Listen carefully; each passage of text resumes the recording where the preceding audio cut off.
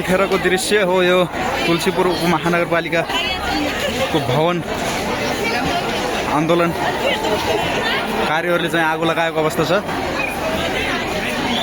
अनि नगरपालिका भवन भित्र घर यहाँ के हो त्यो पड्क्यो बड्डा हेर्नुहोस्।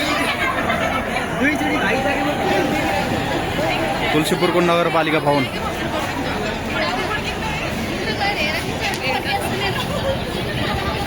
ल हुन्छ